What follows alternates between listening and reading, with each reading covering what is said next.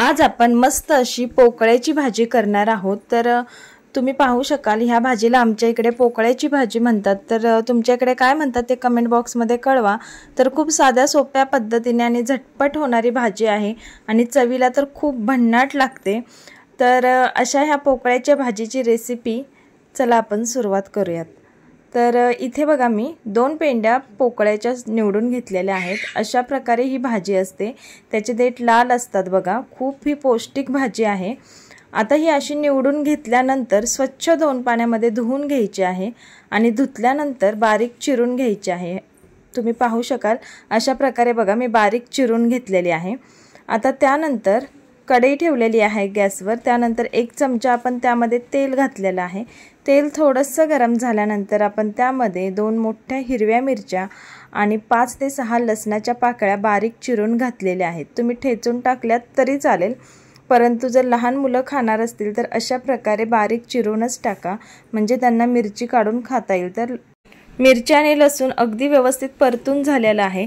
त्यामध्ये आता ही भाजी आपण घालणार आहोत। तर गॅसची फ्लेम मीडियम किंवा स्लो ठेवा आणि त्यानंतर ही भाजी घाला। भाजी आता घातल्यानंतर तुम्ही यामध्ये शेंगदाण्याचा जाडसर असा कूट घालू शकता किंवा कोणतीही डाळ 10 ते 15 मिनिटं भिजवून घालू शकता। या ठिकाणी मी मुगाची डाळ 10 मिनिटं भिजवून यामध्ये घातलेली आहे।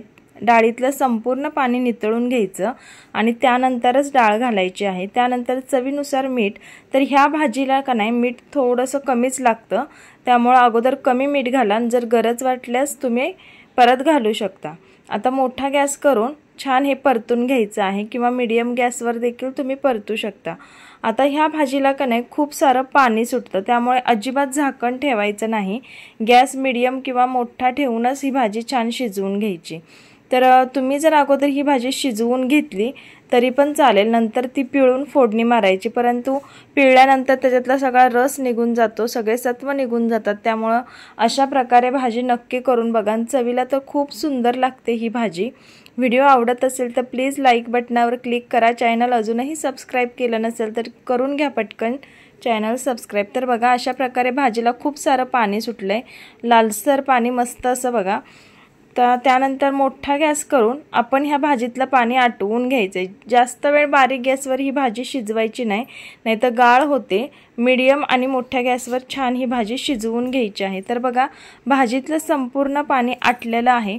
पाणी आटल्यानंतर पुन्हा आपण ह्यामध्ये 1 चमचा तेल घालणार आहोत। तर असं केल्यामुळे का नाही भाजीला खूप छान चव येते, तर लहान मुलं देखील खूप आवडीने खातात ही भाजी।